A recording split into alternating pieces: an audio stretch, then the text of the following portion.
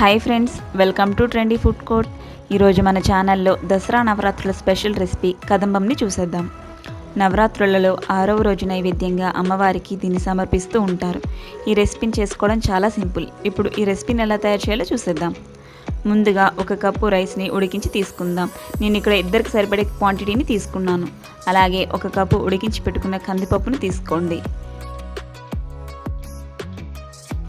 అలాగే ఇప్పుడు ఒక బౌల్ని తీసుకొని దీనిలో నిమ్మకాయ సైజులో ఉన్న చింతపండుని తీసుకోవాలి. దీనిలో వాటర్ని యాడ్ చేసుకొని చింతపండును నానబెట్టి పక్కన ఉంచుకోవాలి.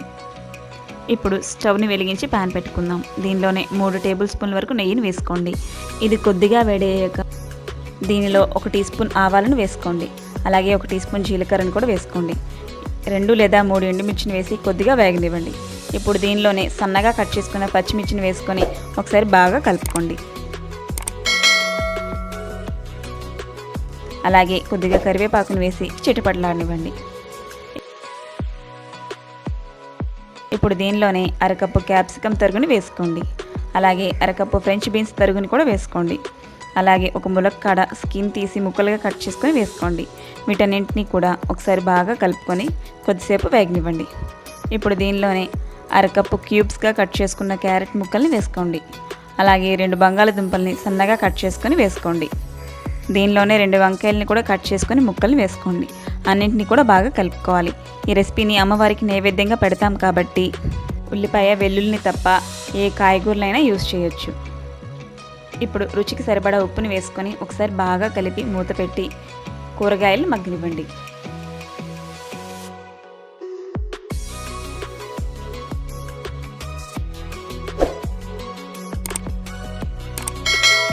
ఇవి కొద్దిగా మగ్గాక దీనిలోనే 1 టమాటో చిన్న చిన్న ముక్కలుగా కట్ చేసుకొని వేసుకోండి. ఇప్పుడు ఒకసారి కలిపి మూత పెట్టి బాగా మగ్గనివ్వండి.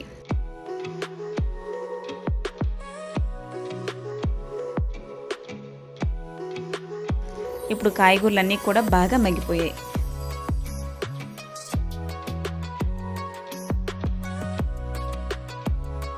దీనిలోనే కాయగూర ముక్కలు అన్నీ కూడా మునిగేలా వాటర్ని యాడ్ చేసుకొని ముక్కలన్నింటిని ఉడికించుకోండి.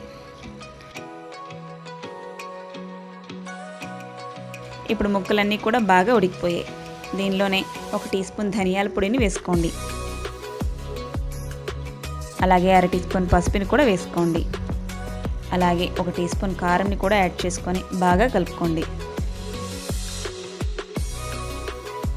ఇప్పుడు దీనిలోనే 1 టీ స్పూన్ సాంబార్ పౌడర్ని కూడా వేసుకొని ఒకసారి బాగా కలుపుకోండి. వీటన్నింటినీ కూడా బాగా వేగనివ్వండి. దీనిలోనే మనం ముందుగా ఉడికించి పెట్టుకున్న కందిపప్పును కూడా వేసేసుకోండి. అలాగే నానబెట్టి గుజ్జు తీసుకున్న చింతపండు రసాన్ని కూడా యాడ్ చేసుకోండి. కావాలంటే వాటర్ని ఈ స్టేజ్లో యాడ్ చేసుకోవచ్చు. ఇప్పుడు పప్పు అలాగే చింతపండు రసం మొత్తం కలిసేలాగా బాగా కలుపుకోండి. దీన్ని ఒక 10 నిమిషాల పాటు మరగనివ్వండి.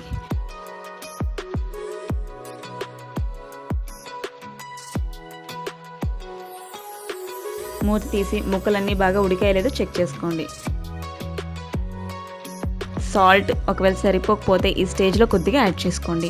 అలాగే మనం ముందుగా ఉడికించి పెట్టుకున్న అన్నాన్ని దీనిలో వేసి ఒకసారి బాగా కలిసేలాగా కలుపుకోండి.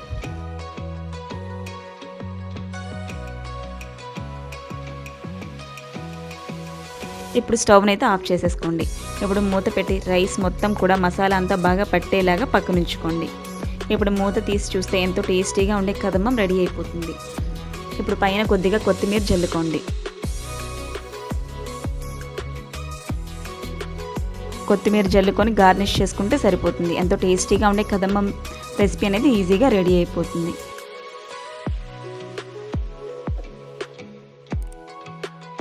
మీకు కనుక ఈ వీడియో నచ్చినట్లయితే లైక్ చేయండి, మీ ఫ్రెండ్స్కి, రిలేటివ్స్కి షేర్ చేయండి.